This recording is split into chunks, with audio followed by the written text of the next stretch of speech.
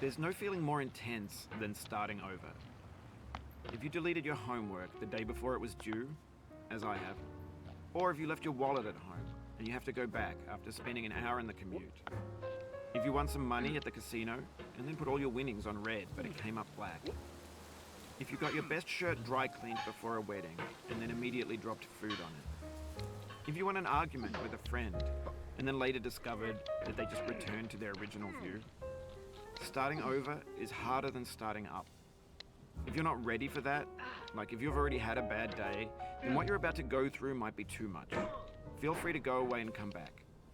I'll be here. Alright, thanks for coming with me on this trip. I'll understand if you have to take a break at any point. Just find a safe place to stop and quit the game.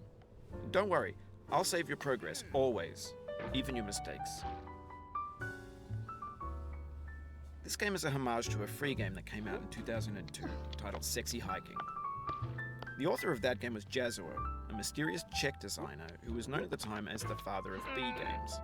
And B games are rough assemblages of found objects. Designers slap them together very quickly and freely, and they're often too rough and unfriendly to gain much of a following. They're built more for the joy of building them than as polished products. In a certain way, Sexy Hiking is the perfect embodiment of a B game. It's built almost entirely out of found and recycled parts, and it's one of the most unusual and unfriendly games of its time. In it, your task is simply to drag yourself up a mountain with a hammer. And that act of climbing, in the digital world or in real life, has certain essential properties that give the game its flavor. No amount of forward progress is guaranteed. Some cliffs are too sheer or too slippery. And the player is constantly, unremittingly in danger of falling and losing everything. Anyway, when you start Sexy Hiking, you're standing next to this dead tree that blocks the way to the entire rest of the game. It might take you an hour to get over that tree, and a lot of people never got past it. You prod and you poke at it, exploring the limits of your reach and your strength, trying to find a way up and over. And there's a sense of truth in that lack of compromise. Most obstacles in video game worlds are fake. You can be completely confident in your ability to get through them once you have the correct method or the correct equipment or just by spending enough time. In that sense, every pixelated obstacle in Sexy Hiking is real. The obstacles in Sexy Hiking are unyielding, and that makes the game uniquely frustrating. But I'm not sure Jazuo intended to make a frustrating game. The frustration is just essential to the act of climbing, and it's authentic to the process of building a game about climbing. A funny thing happened to me as I was building this mountain. I'd have an idea for a new obstacle, and I'd build it, test it, and it would usually turn out to be unreasonably hard.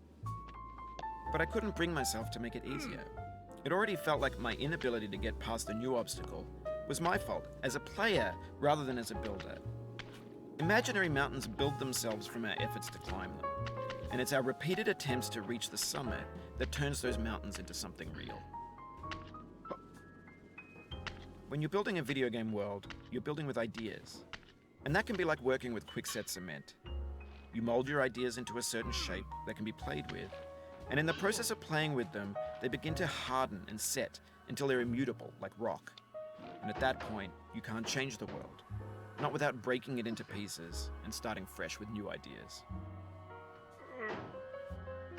For years now, people have been predicting that games would soon be made out of prefabricated objects, bought in a store and assembled into a world. And for the most part, that hasn't happened, because the objects in the stores are trash. I don't mean they look bad or that they're badly made, although a lot of them are. I mean they're trash in the way that food becomes trash as soon as you put it in the sink. Things are made to be consumed and used in a certain context, and once the moment is gone, they transform into garbage. In the context of technology, those moments pass by in seconds. Over time, we've poured more and more refuse into this vast